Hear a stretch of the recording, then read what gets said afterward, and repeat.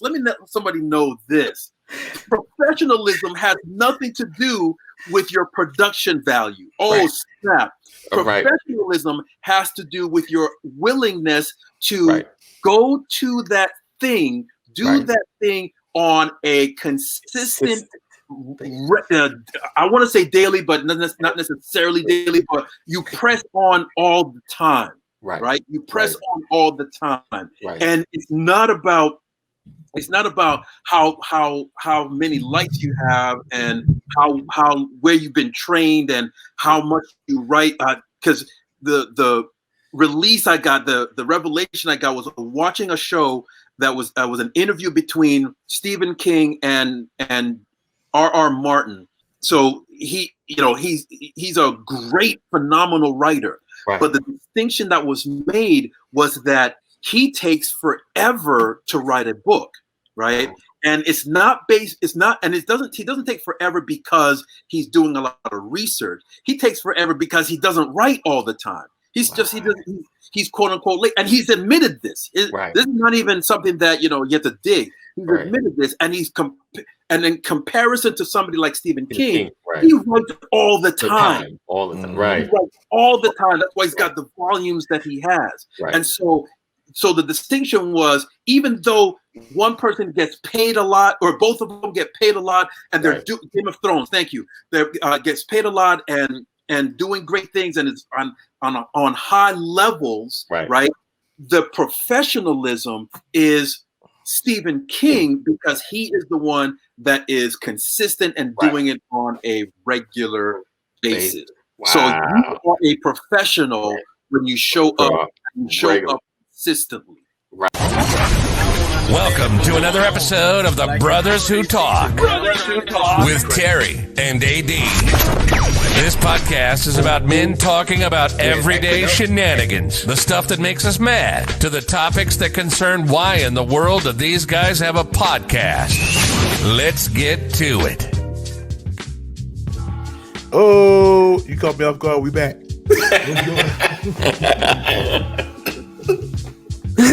It's not like you didn't hear about the end, right? It's just always. I ain't heard none of that. I ain't heard none of that.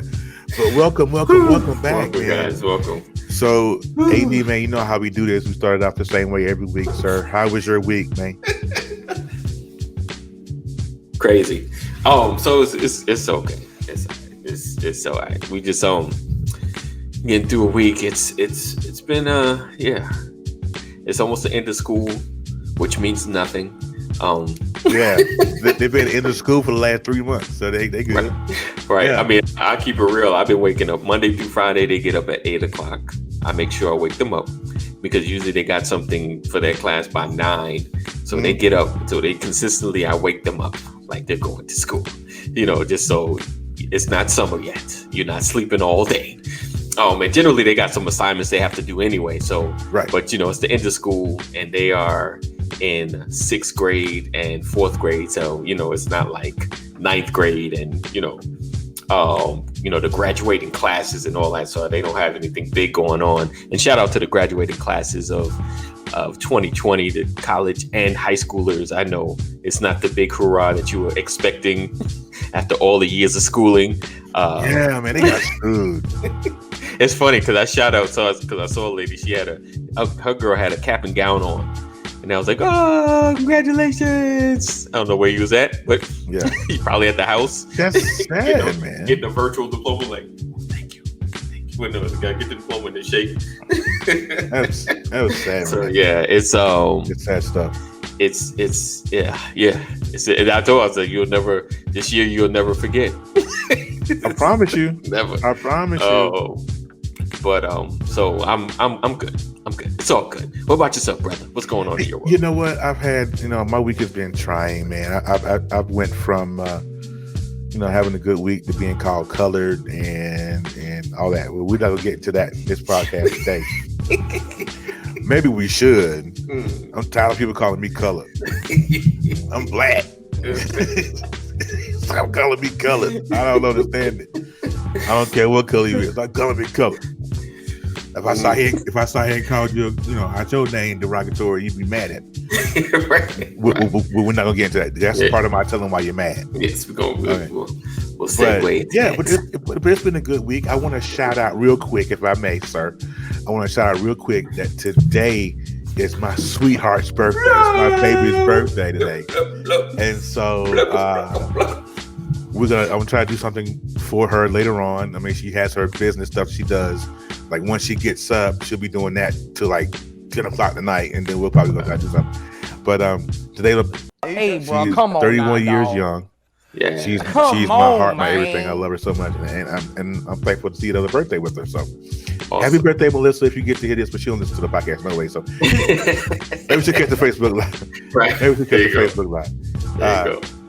But yeah, so who I got on my comments here? Who got my comments? All right, hey, sports car lady, what's going on? All right, she came from Buzz to Legacy, right to Buzz to Talk. Look at that, you go, girl. I ain't mad at you. All right, so let's get into a little bit of news, and of course, I try to read as less news as possible because the news is just yeah. So the first story we're going to get into real quick.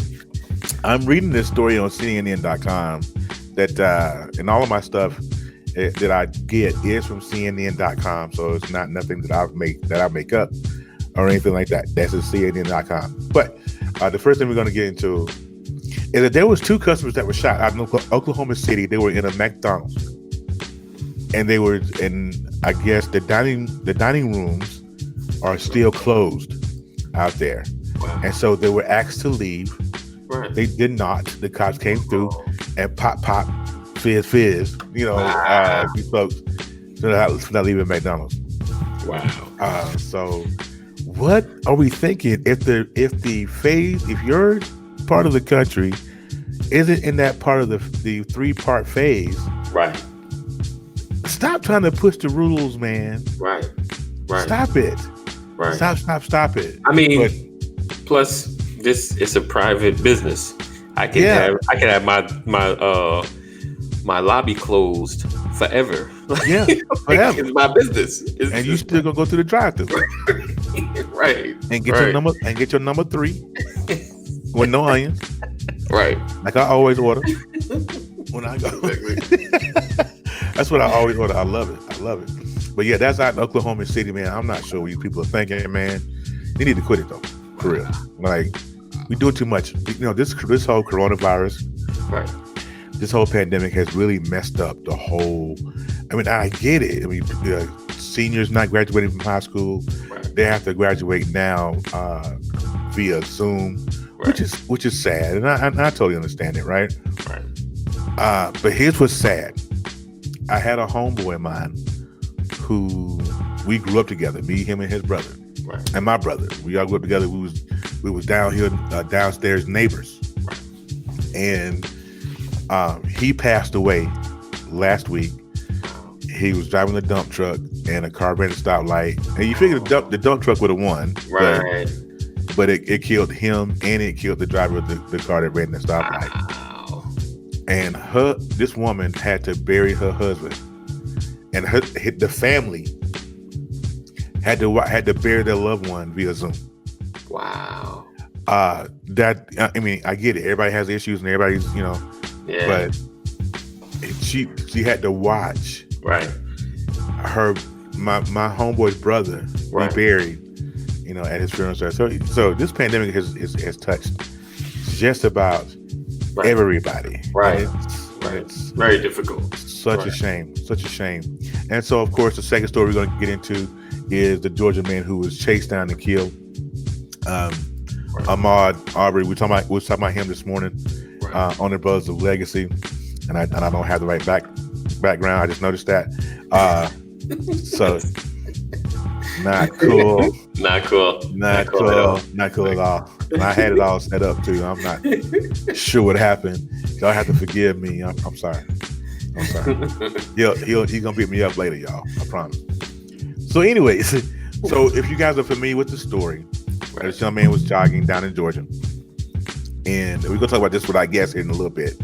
But jogging in Georgia. 2 men came up, shot him while he was jogging, and so this happened back in February. So it's really an outrage, because of the pandemic, we couldn't protest. Because of the pandemic, we really couldn't get out there. And now these unarmed men, they weren't unarmed. These men may get away with the murder of this young man because of the pandemic. And so this morning on the Brothers of Legacy, we was talking about what do we do now? How much marching are we going to do? What kind of we're going to do next? And Pastor Brian gave an excellent point, and he said, it's not what we're going to do, it's what you are willing to do to see change. Right. And so when he said that, it struck a chord in AD so much, it shut him up the rest of the show. AD he's sitting over there on mute. Right. What? So it's a sad situation. Yes. I know we were talking about this morning how we feel like we might be getting. Well, we've always been hunted. Right. But it's really getting bad to where the hatred is now coming out. They're starting to wear hoods in the grocery stores. They're starting to shoot and broad daylight. Right. So it's really getting bad. So it's not what's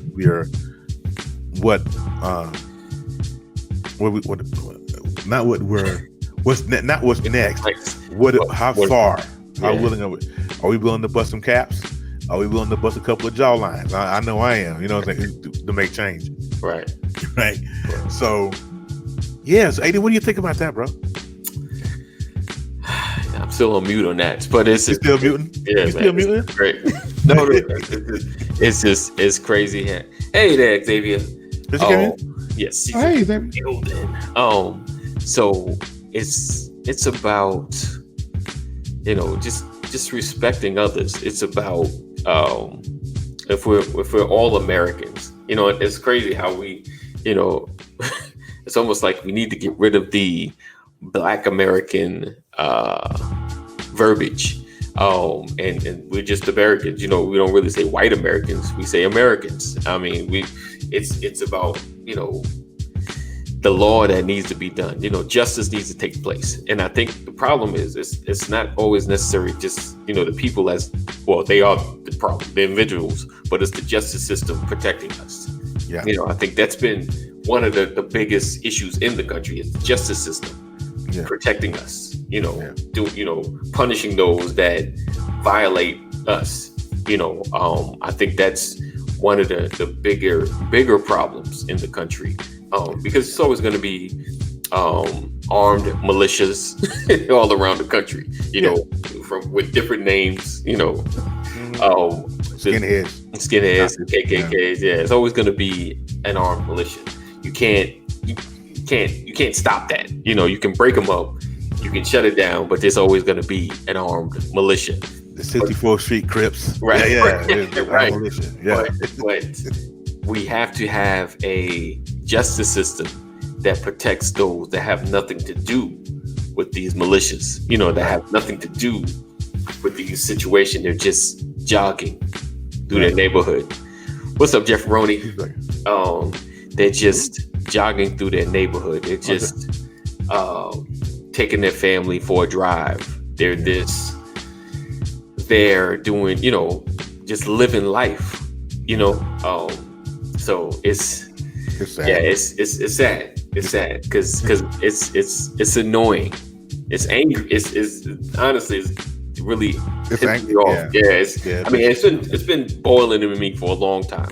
It's just it simmers, and we get hyped because it's another situation. Then it's another situation, and then it's another situation. Then it's another situation. Right. So go ahead. Well, hold that thought. We're gonna talk about with our guest in just a little bit. But first, our special guest. All right, and welcome. So what I want to do real quick is I want to introduce a young lady who I've known for several years now. And she's actually AD, is the reason why I started loving the camera. I did a show back with her back in 2013. Okay. But what she doesn't know is when I was doing that show, that I was at a very, very bad place of my life.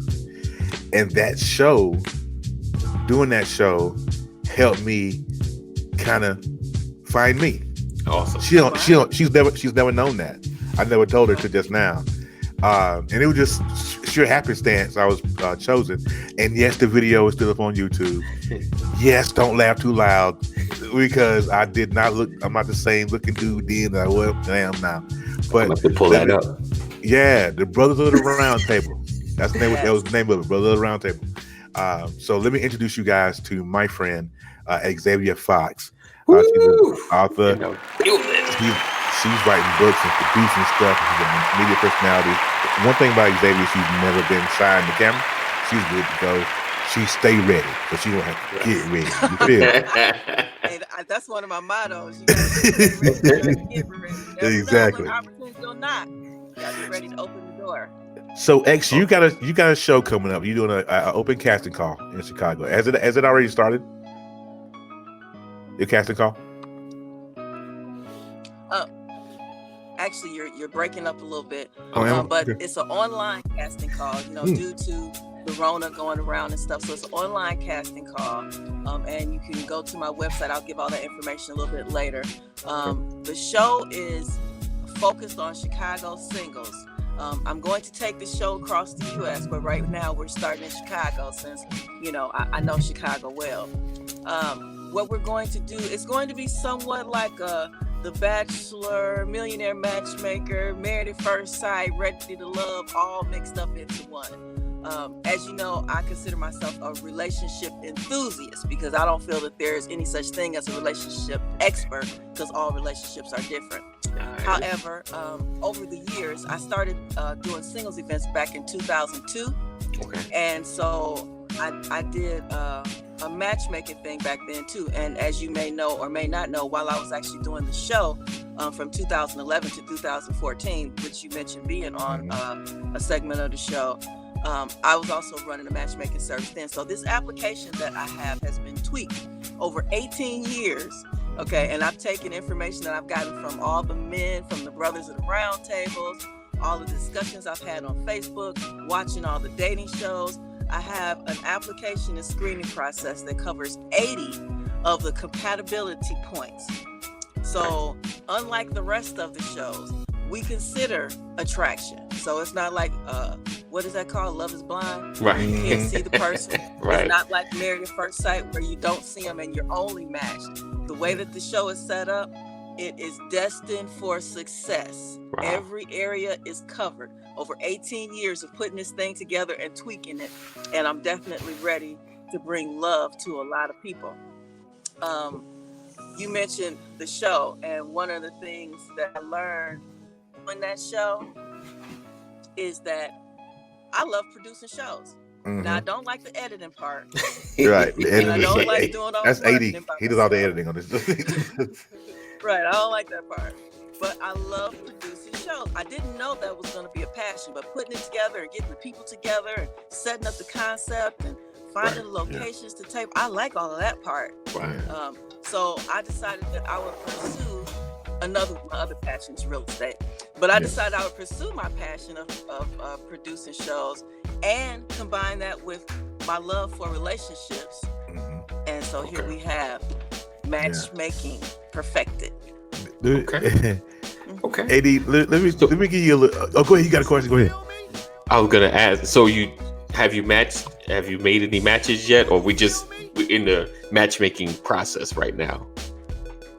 Like you're just starting. At this point, we're in the casting call process. Okay, just get it together. Start on May 1st. It's going to run until June 1st. Okay. And so what they'll need to submit is a headshot, a full body shot, and a short video answers 3 questions. And those 3 questions are, what are you looking for in a mate?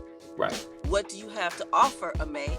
And why do you feel that you're ready for a relationship? Okay. So those are the 3 questions that they answer in the video.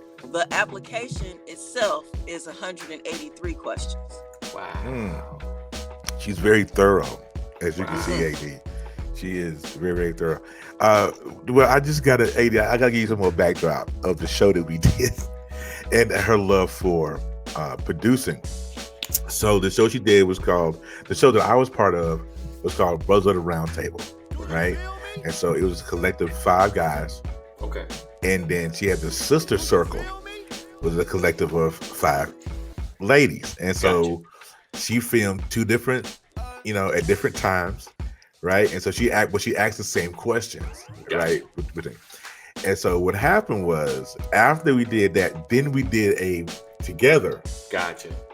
So the ladies confronted the men about their answers and so on and so forth. Gotcha. AD, let me tell you something, brother. That was the most embarrassing day of my life. I'm gonna tell you. Show. That was a popular show. It was. Men's and women panel, all 3 years. And every year it was explosive. That was one of the few shows that I actually filmed in front of a live audience. Mm-hmm. So 2 of the shows from the show coming up will be in front of a live audience as well, and the company will take questions from the audience. Wow. Once they're matched. The show itself is going to keep you on the edge of your seat just to see how, if they pick each other, because unlike most of the dating shows, the first show, we're going to put them all together in a room. I'll know who they're compatible with, but we're going to see if they naturally gravitate toward that person that they're compatible with. And again, we consider attraction. Questions on the application also consider sexual compatibility, because if you followed my page for any amount of time, Xavia Fox on Facebook, I am definitely an advocate of being sexually compatible in a relationship. I was in one where we were not, and it was just misery. Yeah. So it covers all of those things. It covers whether you're smokers. Okay. It covers whether you want to stay in the same city, if you plan to live there. All of the little things that can break up a relationship, young kids, all of those small things, the application covers. But that face-to-face was always one of the most popular shows. It always sold out, whatever the capacity of the venue I did it in. It always sold out. At first, $10 a person. And it would always sell out. So that was a lot of fun. And that's one of the reasons it was fun for really y'all. Love producing it, because a lot of people enjoy that. The first season of Face to Face was pretty interesting because it was our first time, and we actually had a bar. Oh, wow. We had a bar available for the guests, so they could purchase drink. Yeah, I remember that. We had a little private bar in the green room for the cast, or whatever you want to call it. Yeah, right. And so, whenever you add a little alcohol to the scene, so that it got crazy. There was alcohol available. Yeah, because audience, but there was no alcohol available for you guys.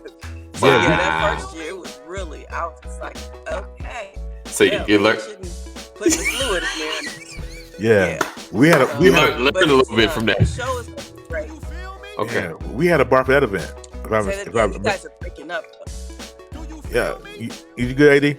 Yeah, I'm good. Okay. I mean, we're good. I think you're breaking up a little bit. So this is a Chicago event, right? So it's a local event. You have to be in the area to be a part of. Yeah. Okay. Start in Chicago. Okay. Yes, you do have to Chicago. You have to live in Chicago. You have to be between the ages of 26 and 59. Okay. To participate. Every single in Chicago is welcome to participate. There's no race. There's none of that stuff. So if you are single between the age of 26 and 59, you can go online to my website, XaviaFox.com. Okay. And click on the casting link, the link to the casting call, and it will take you through everything that you need to do. Awesome. Everything that you need to email, the eligibility requirements are right there. Everything that you need to do is right there on the website, XaviaFox.com. And Awesome. You can also touch bases with me on my Facebook page, Xavia Fox. Okay. Twitter, Xavia Fox. Instagram is Xavia Fox. There you go. Everything There you go. Everything Google Xavia Fox, across social media. A whole bunch of stuff. My book, Men in My Life and What I've Learned. I have written and published a book. So all of that good stuff going on. Awesome. Well, awesome. Xavier, we appreciate you taking your time to come and see us today. Yes. We're gonna put it out there, and we're gonna get as many. And I hope your show is successful. I wish you many years of success, many explosive events. Can I say one more thing? Yes, of course you can. Let's say one more thing. Tomorrow night am doing a show on my page. Okay. From 7 to 8 p.m. There we go. So there if you come to Xavia Fox on Facebook. Yes. Awesome. Yeah, but you got. I'm I will telling you. answer a whole lot more questions regarding the and a little more background. Okay, so we appreciate you coming. I got a bonus that I want to ask you. So everybody watching, y'all not gonna see this. You're gonna have to go to the Patreon account to see this. So my question is, I'm pausing for myself for the edit. My question is, what is the sexual compatibility? Get that bonus episode and much, much more at bit.ly support the brothers. bit.ly/support the brothers. All right, let's get back into it. We got to pay the bills. All right. Hold tight. Hang it.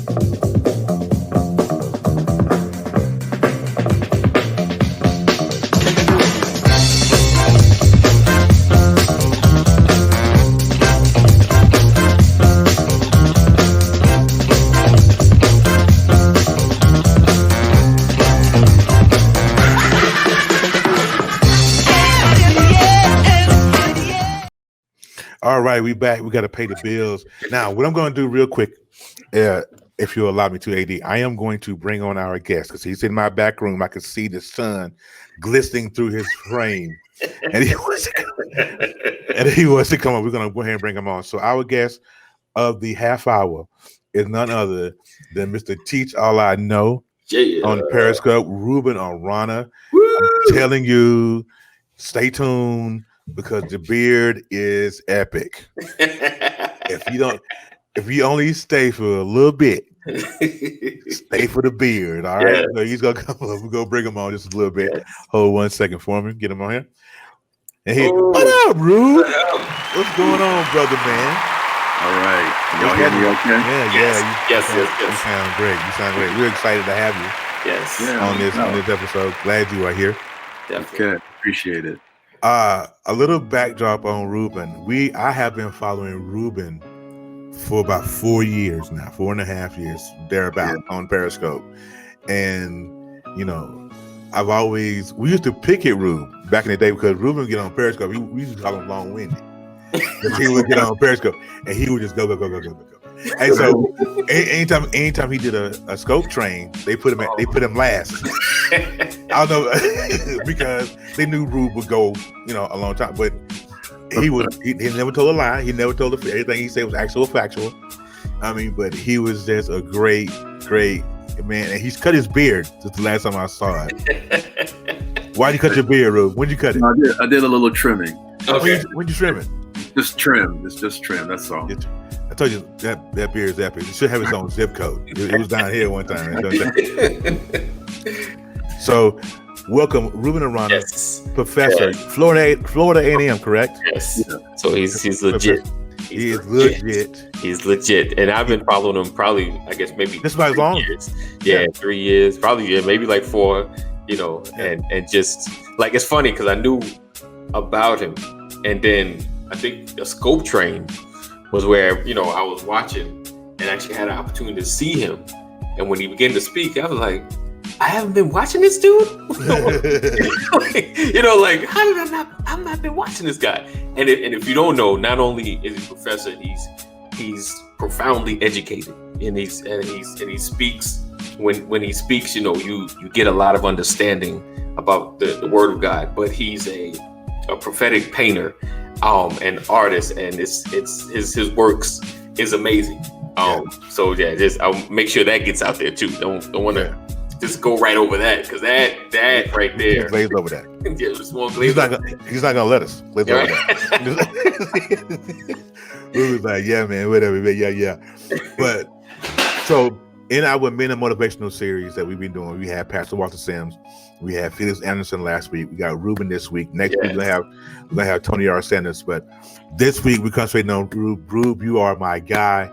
Yes. $100,000. He shouts me out every time I go into his live. No matter what he's doing, he could be in the middle of a painting. Right. He'll come back with his comments. He'll be like, "Oh, my man, Terry's in the house." So and he does that every single time. So Ruben, One of the first questions I'm going to ask you is, when did you know that you had this particular talent as far as painting and art? Oh, wow. Well, That's good. it depends on how we define. Uh-oh. Did you lose me? No. Just say Okay. All right. So it depends on how we define like the talent or what dynamic of it is. I've been drawing since I was maybe 5 or so, and then trained in drawing and design. Trained mostly in design. Okay. And just as a quick difference, as a designer, what we're doing is putting things together for a final product, and the final product is the process to the final product might include art. So I have to sketch something, sketch or paint the idea, and so that's a little bit different from a studio artist who the final product is the artwork, is the painting, right? So I think more along the lines of how to put things together and using the art for an end result. Okay. And I've been doing that for, I guess you could say, 25 years. Oh, wow. Yeah, a little bit. Yeah, about 25 years. That's about right. Wow. That's. Okay. But yeah, in terms of knowing, I knew since I was 7, but I don't know which dynamic of which aspect you're speaking of. When it became prophetic. Okay, there we go. All right. Yeah. That happened. Okay, so here's the story to that, right? So I'm on Periscope, and I'm doing whatever I like doing, and painting and drawing scopes and all of that. And one day, my pastor did a sermon, and I was like, "Oh man, that would be cool to paint." So I started to paint that project during a broadcast. And as I was painting that project, then I had a great time doing it, and then I was like, you know what, let me do this again. So I started doing it again, and this time around, I saw what I was supposed to paint. I was like, oh, okay, well, I didn't think too much of it, but I saw specifically what I'm supposed to paint. I was like, oh, okay.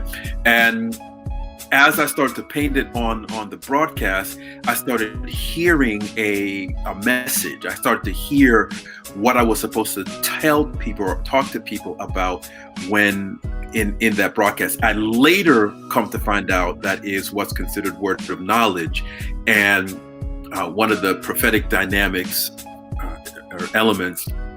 And the word of knowledge addressed something that an audience member was going through.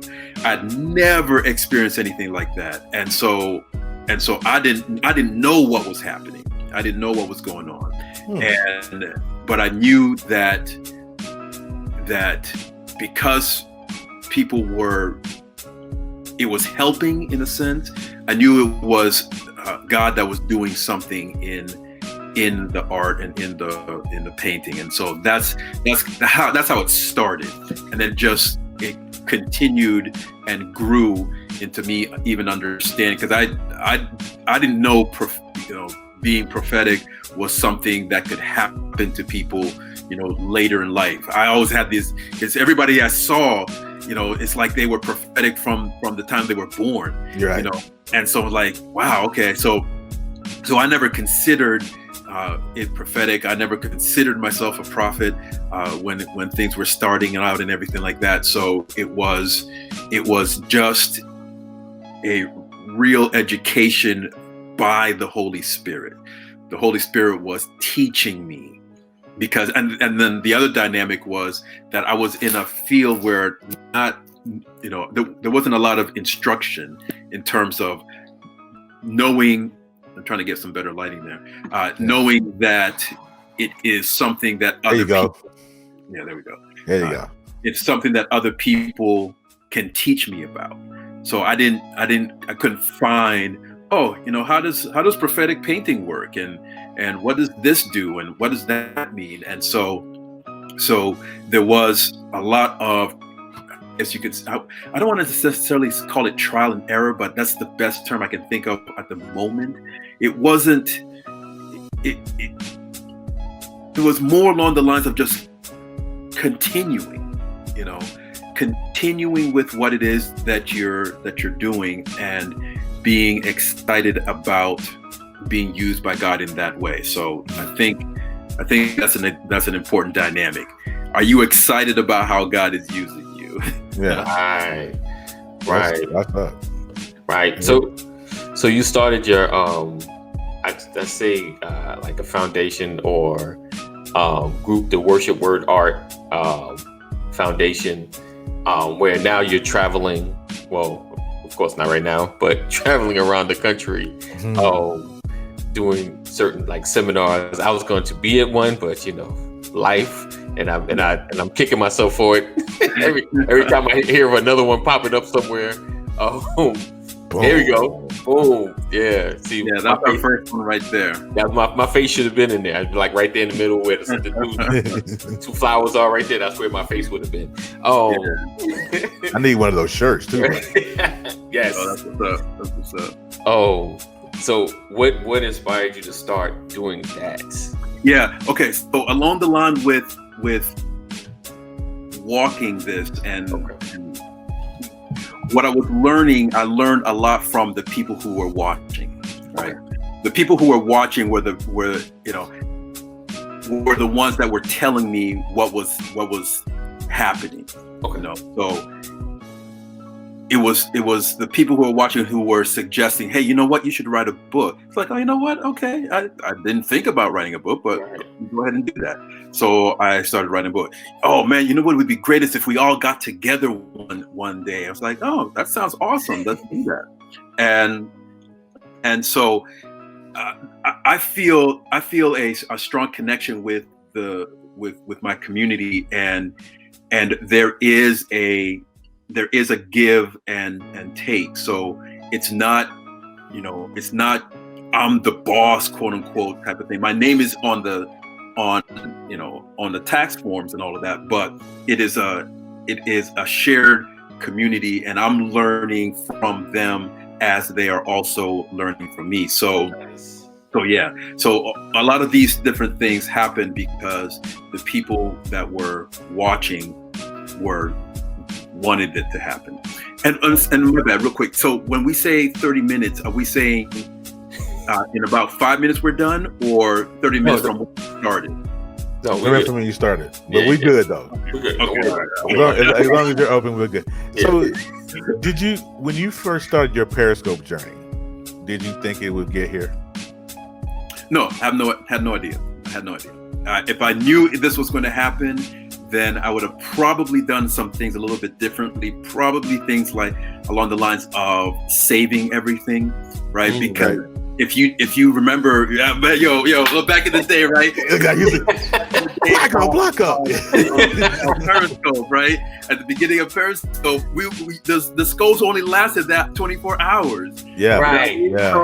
So there was a disposable quality to it. It didn't feel like, you know what, this is something that's going to, not necessarily the app isn't going to last, but your broadcast is just supposed to, you do it and it's over and that's it. Like Snapchat. Right. Like Snapchat, exactly. Right, that was the vibe. And so when you introduce things in that disposable type of manner, I'm not thinking, and of course, I'm not thinking that this is something that's going to last in terms of what you put out there. It's something that's just going to go away. But when they started to then have a saving software, big shout out to Catch. You remember Catch, right? Oh yeah. Yeah. So saving your broadcast, and then Periscope started to save it for a little bit longer, and all of that kind of stuff. So all of these things shifted the value that we had of our broadcast. And along those lines, it's the whole growth of what I was doing, right, started to have more and more of an impact. And so as the impact grew, the value of it grew, or in reverse, as the value of it grew, the impact grew. And so it allowed me to connect with, people that I would never connect with. And Periscope was one of the forefronts of the streaming. There was another, what's called Meerkat. Meerkat was right before Periscope, and they were doing the live streaming, but they didn't catch it the way Periscope did. And I still believe, even though the community of Periscope is at a different vibe right now, it's definitely not what it was the first couple of years. Not even close. But even though the community of it is different, but the application and the interface of Periscope is by far the best one. Right. Yes. It's the best one. It has the best response rate. It has a better reach. Because like Facebook, you tend not to be able to be introduced to new faces on Facebook like you can on Periscope. Periscope has a greater reach that can really affect how well your message gets to new faces and new eyes. So, but they're all good. Right. Just different dynamics of that. Right. Periscope really had that community back in the day. Like it seemed like and everyone was just doing their thing, and everybody supported everybody and connected. And maybe, of course, the algorithm, they changed stuff so often that the way it was back in the day, it kind of brought you together. Where now it's like it's harder to find unless you're big or have. I think because of the bigger followings and bigger people in there now, I think it might have changed, but the dynamics was great. And I think that, and the fact that what you mentioned about able to find people that you never would have seen. Like I never would have met you, Ruben. I never would have met Terry.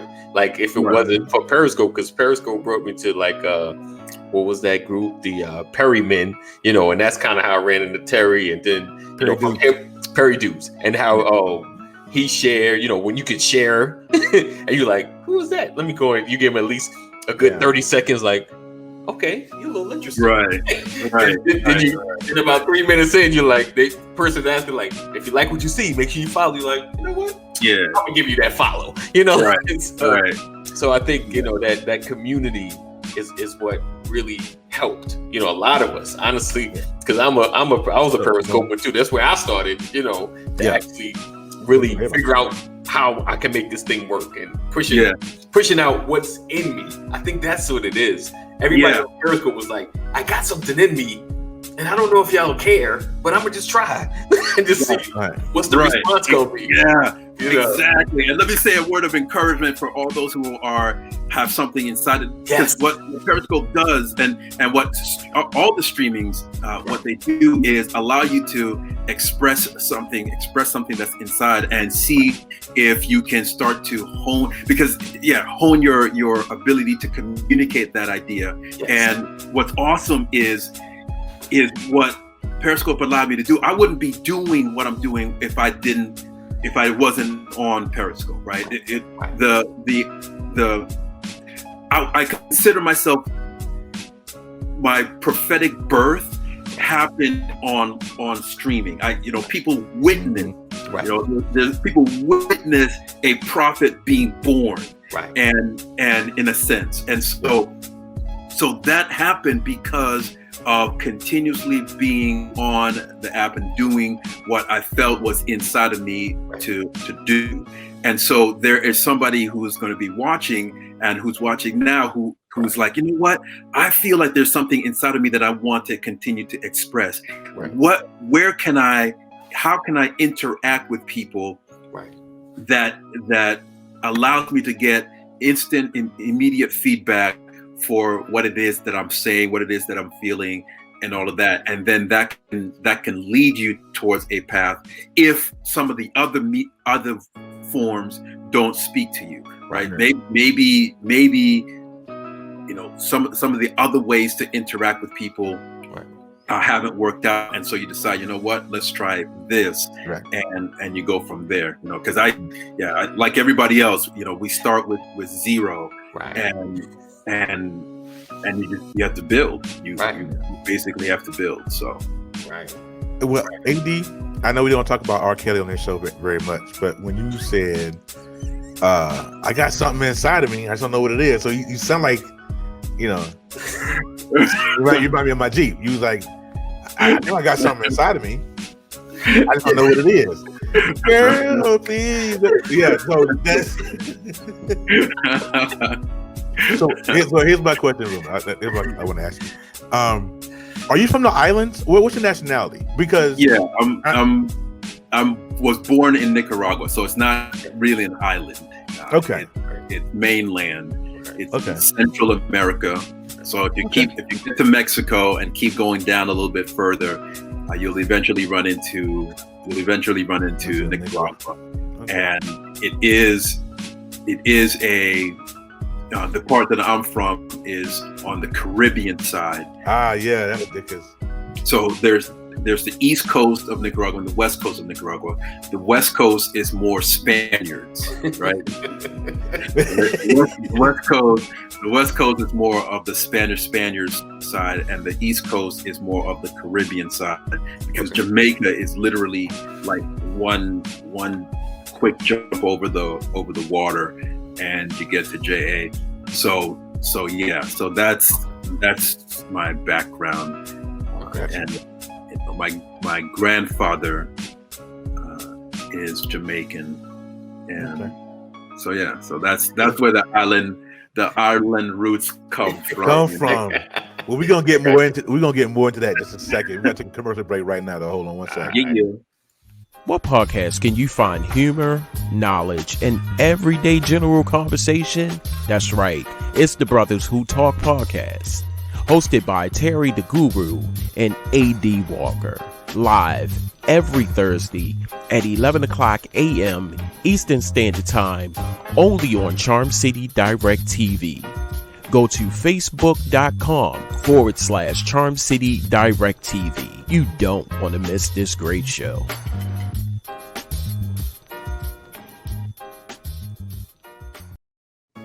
All right, and welcome back, and the reason why I asked you about that is because I remember back on Periscope, and you would say, boom, was it boom boom clat? What is it? Nah, I didn't say that. What would you say? You would say something. I don't know. You would say something. You would say something Caribbean. You know what I'm talking about? You would say I was doing the Wicca or something. Yeah, that's it. That's what you would say. Yeah. So I always wonder. I don't know these terms, man. I'm from the country. I don't know nothing about that. You do not know those terms. Don't say it again. Don't say it again. I don't know what. Someone tell me what that means. Cussed out, right? You just cussed out like half the people. Hey, let me. Okay, look, I'm sorry. I don't. Forgive me, because I know not what I do. Everybody gets it. Everybody understands. I never said that on a live broadcast. I don't know what the. Not on a live broadcast. I don't. You know what? Let me shut up. AD, take the rest of the show over, brother. I don't know. But I know it was something. It was something. I remember that. Yeah, I was doing the Now, did you live in New York at one point? Yeah. Okay. I was in New York for. Well, I have relatives that were. Well, technically, they lived in Hoboken, New Jersey. Okay. And so every year, for I don't even know how long. Pretty much all of my childhood, we would go up there for holidays like Thanksgiving usually, or sometimes in the summertime. So, but every year we'd be going up as a family. Right. And then when I graduated, I went and lived there and was working as a assistant designer and as a designer in theater. Okay. And so I was there for quite some time. Awesome. So what do we have? I mean, I know with everything going on, what's worship word art getting into now? Okay, so what we're getting into is preparing for or event in Orlando. So our third annual Worship Word Art reunion is going to be in Orlando, Florida, July 23rd through the 26th. Okay. So, hey, what's going on, Ernest? And so the idea is for us. Oh, you know what? Oh, snap. Okay. I just realized I could check the live chats as well. I thought only post could do that. Oh no, you can do that. Oh, my bad, yo. So big shout out to Carlinda real quick. Yeah. Big shout out to Kaboom. Jeff Aroni's in the building. All right. Xavia Fox, blessings to you. All right. And Ernest, blessings. Dale. All right. So yeah. So it was, yo, these raids, yo, they're giving me all the love right now. God bless. This broadcast is anointed. We'll take it. So yeah, so it is July 23rd to 26th in Orlando, Florida. Okay. And what we basically do is exercise and tap into and activate our creative anointing and allow the Holy Spirit to speak to us in a way that we might not necessarily be familiar with.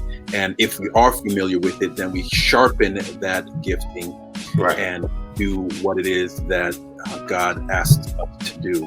Gotcha. One of the activities that we do online as well is this exercise where we see things in the spirit and I create a composition out of it, a drawing out of it. And last night was a powerful one because there was healing taking place in that particular broadcast. A woman who had surgery on her legs, her and like 38 surgeries on her, like a brain type of thing. So she was in a painful situation.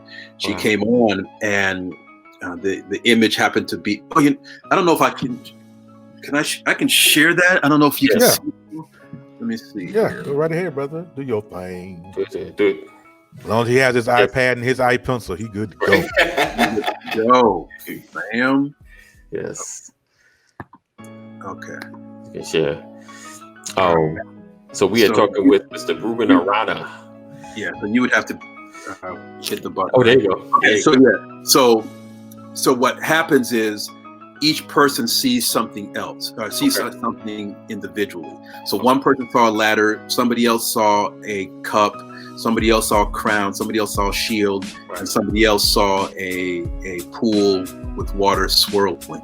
And so putting it all together, it looks like this. And then the interpretation happened where we were hearing the healing, because the swirling waters was in correlation to what happened in John chapter 5, dealing with the pool at Bethesda, and Jesus asking, hey, you know what, do you want some healing to this crippled man? And the Holy Spirit started to move in that moment. Oh, Jesus. And as the Holy Spirit started to move, this person came on that was watching.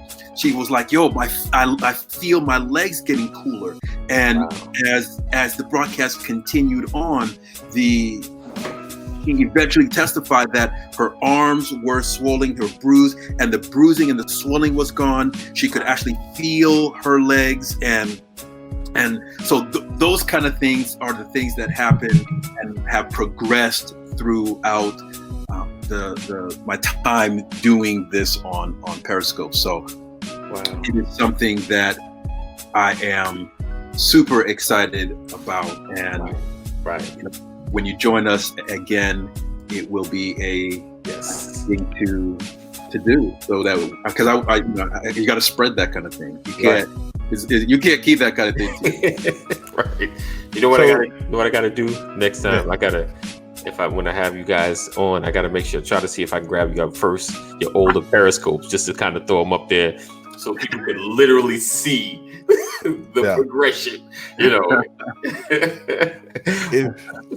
If you guys have that are listening and watching, if you not have had a chance to experience Ruben do his thing live, it's a different type of feel. When you go into the live, your whatever vibe you got automatically changes, because he has music that's playing, and so you can't come in there with nothing crazy, because your spirit is going to instantly go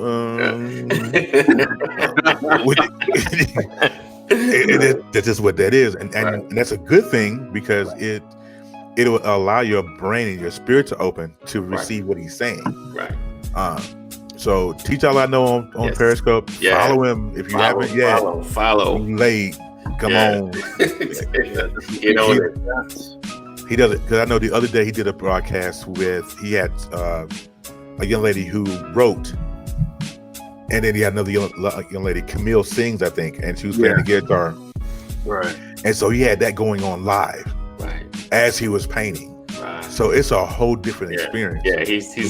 He takes live stream to another level. It ain't now he ain't the what's the guy at the fro? Bob, what's his name? Bob Ross. Yeah.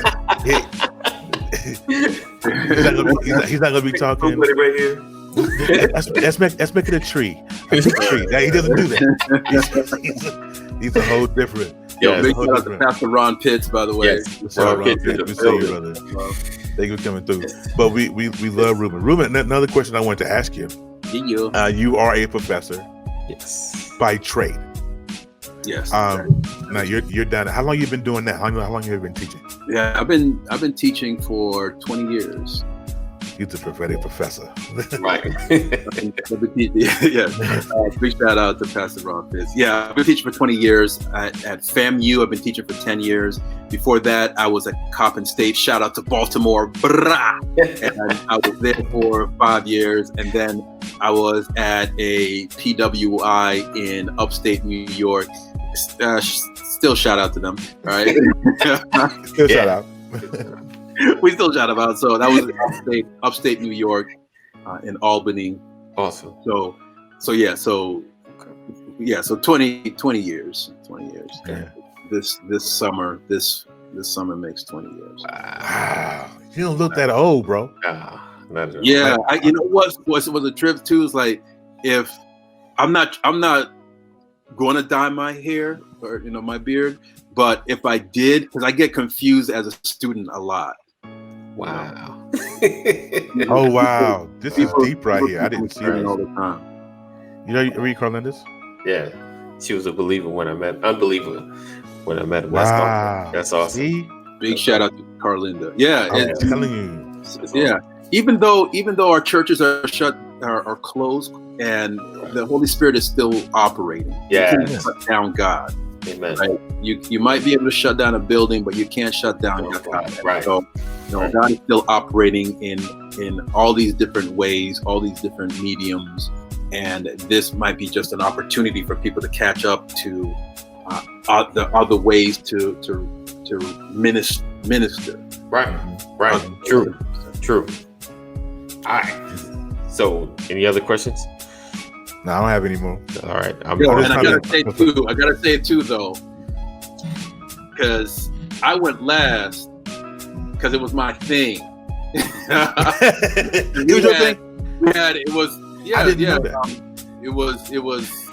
had a 15-minute cap, right? We had a 15-minute cap on what was that? Oh man, I forgot what it's called now. What was it called again? It was oh man. No, it was a Pastor Cast, but it was a name. Yeah. It was Quad Squad. That's what. Quad Squad. Right. Yeah. Because it was Quad you Squad. And I was doing a Pastor Cast called Quad Squad, and it was absolutely awesome. I might have to do another one or something like that. Yes, but definitely. But yeah, no, I have to do it as a special thing, because what you guys are doing, you know the work that goes behind this, right? Yeah. And this is not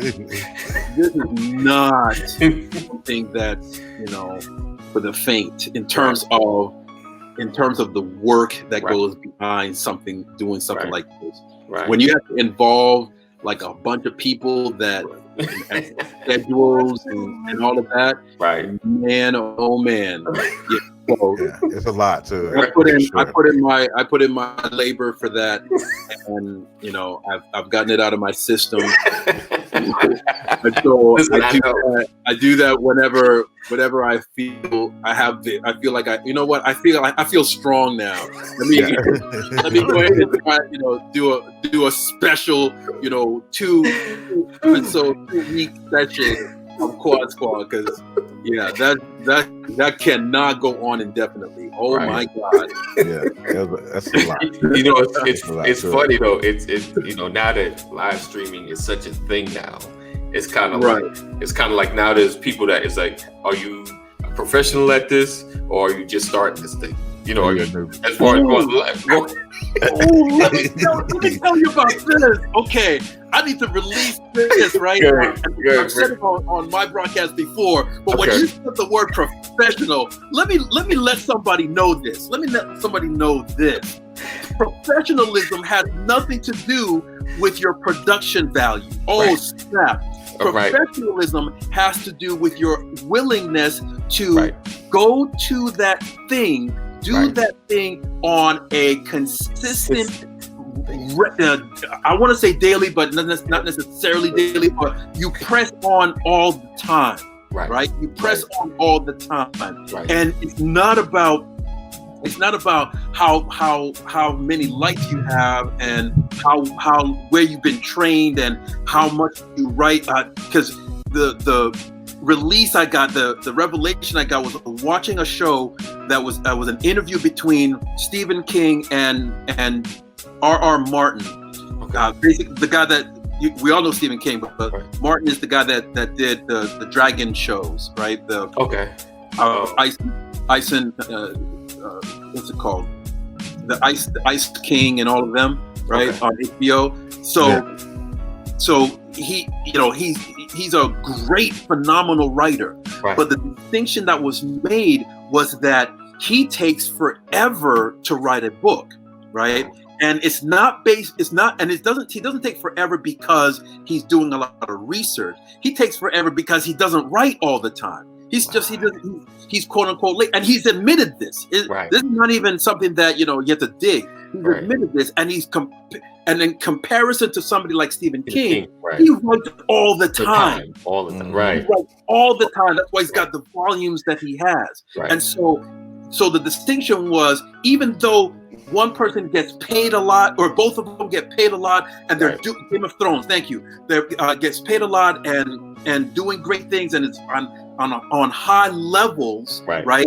The professionalism is Stephen King, because he is the one that is consistent and doing it on a regular basis.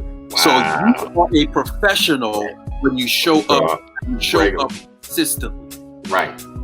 And honestly, that's what I mean. Like, so, because when you're doing your Pass the Cast, if you're grabbing people that are the consistent professionals, they know this time is when we start.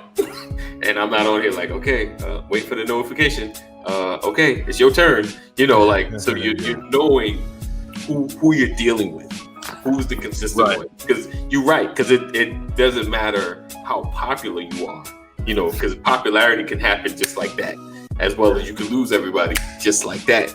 But that professionalism is that consistency, is that being in front, delivering where we know that you're going to be there, professional. So that you hit that on the head. Can one of you cash my stimulus check? Chris, send it over there to me, and I'll. We can cash it, but you might not get it back, bro. I can promise you that. I'm just being honest. But listen, Ruben, I want to thank you from the bottom of my heart for accepting my invite to come on the show. Absolutely. I'm going to continue to support you. I do need one of those shirts, though. If you guys get a chance, jump on over. Website, worshipworldwide.org. T-shirts, $19.99. I'm going to order mine like as soon as we get off here, because I ordered 2 from Felix yesterday. So I support. See, when I say I support people, I support people. I don't just say that to be saying it. That's what's up. So I'm going to go over there and order my shirt just as soon as we get off here. But I want to thank you for coming on and being a good sport, because you're Ruben Arana, for God's sake. That beard is so freaking epic. Again, big shout out to you too as well. Keep pressing on. This is absolutely awesome that what you're doing, and we need a variety of voices, and so I definitely thank you for stepping to do this. So big shout out to you all. And just so everybody knows, these two men were also guests on Quad Squad. Oh yeah, I love it. Yeah. Just so you know, he threw you a word and you got to make something out of it. He said the word. Right. The word is, yeah, you got to go with it. Just looking like it was hard. It was hard. So if you want to, so this is what happened in the description of this show. The link for last week's show is in there. If you want to catch Felix Anderson from last week, you want to catch this one. Once AD does all the edit and all that stuff, there'll be a link for this show. Right. And that I'm gonna post all week long, so you guys won't miss it. Don't miss it. And so, but next week, stay tuned, because we got the originator of the Good Morning God Bless on here next week. And so y'all come on. Yes. So he will be in here. But until next week, you guys be blessed. We love you. Thank you for supporting. Have a great rest of your day, and we'll see you next week. All right. All right, y'all. Take care. God bless. Boom. I want to thank you for supporting the Brothers Who Talk. So listen, thank you for watching. Thank you for listening. 2 things I need you to do. Make sure you comment. Tell us how much you love us. And like this page. Oh, wait. Another third, subscribe. Make sure you're subscribing to the YouTube page. Make sure you're subscribing to our podcast, no matter what platform that you're listening to. So the main thing is, I appreciate you even listening and making it this far. Next, what I need you to do is to hit that link right there. Go to the Brothers Who Talk Now, and be a part of our growth. Support our Patreon page, get some behind the scenes of all our shenanigans, and learn some things. We'll show you how we do our podcast and the equipment we use and how we hook things up. All right? So thank you so much for supporting. Have an awesome day. And again, thank you. Thank you for watching and listening to the Brothers Who Talk. With Terry and AD. Check us out again next week, where we bring you a steaming helping of common sense, laughs, and advice. We can be found on any podcasting platform, iTunes, Spotify, and iHeartRadio. We're also on milehighradio.com, Saturdays at 12 Eastern. See you there.